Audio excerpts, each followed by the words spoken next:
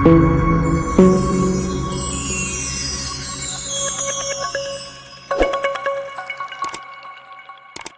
अंबेडकर और वीर सावरकर ने अंग्रेज सरकार पर दबाव बनाया, जिसके बाद 01 अक्टूबर सन 1941 को नानाबड़ी बेलगाम में इस रेजिमेंट का पुनर्गठन किया गया। 75 साल बाद इस रेजिमेंट से अब 22 बटालियन तैयार हुई हैं। 22वीं बटालियन का गठन इसी वर्ष 01 जनवरी ढाना मिलिट्री स्टेशन पर किया गया, जिसे शेरदिल 22 के नाम भी जाना जाता है।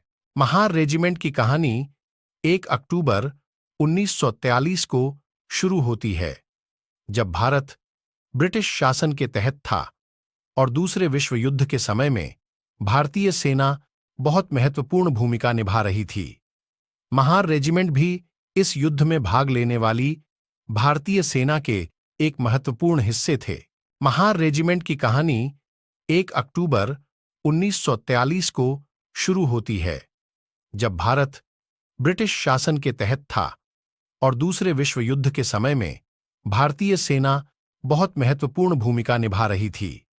महार रेजिमेंट भी इस युद्ध में भाग लेने वाली भारतीय सेना के एक महत्वपूर्ण हिस्से थे।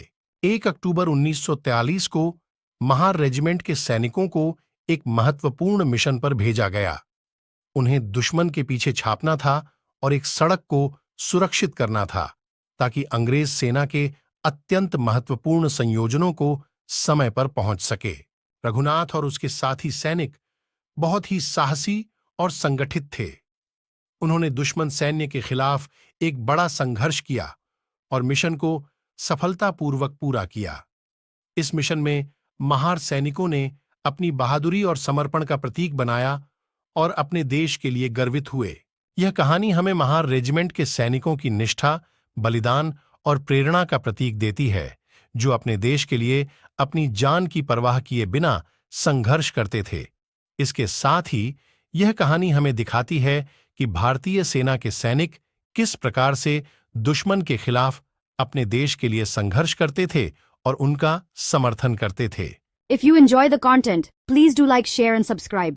अगर आपको कंटेंट पसंद आती है तो कृपया लाइक करें, शेयर करें और सब्सक्राइब